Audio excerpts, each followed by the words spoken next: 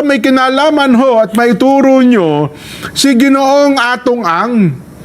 Naglaan po ang PNP at ang DILG ng 10 million pesos, pare ko. Naku po, Oho. para ituro lang si Atong Ang. Kung sino ang makapagtuturo kay Atong Ang, makatatanggap po siya ng 10 milyong piso.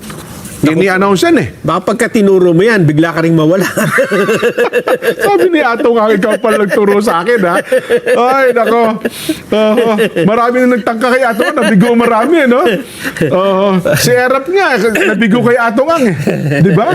Anyway, pakinggan natin si Secretary John Vic Remulla. Ang manhunt po sa kanya ay buong 320,000 members ng PNP ay hanapin siya sa buong Pilipinas. At lahat ng paraan na kailangan gawin para kunin siya ay gagawin namin. Pero may garantisya po kami na walang EJK. Wala pong extrajudicial killing na plano ang PNP. Ng ating mga kawal na hindi sila masaktan sa pagkuha kay Atong Ang. Dagdag po dyan, ang DILG po ay maglalagay ng 10 milyong pisong patong para sa kanyang aresto.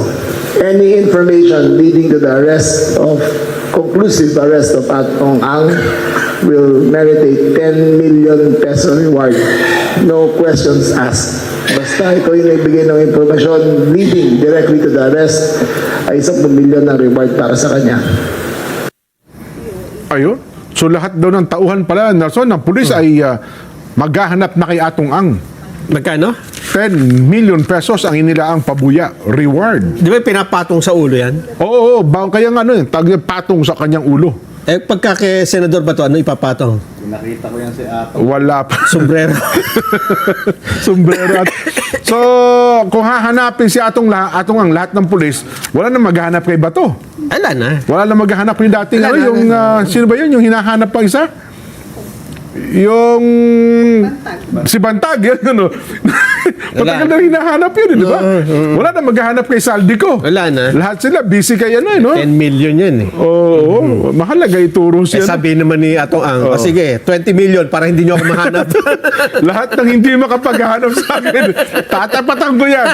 Kahit pa times 10.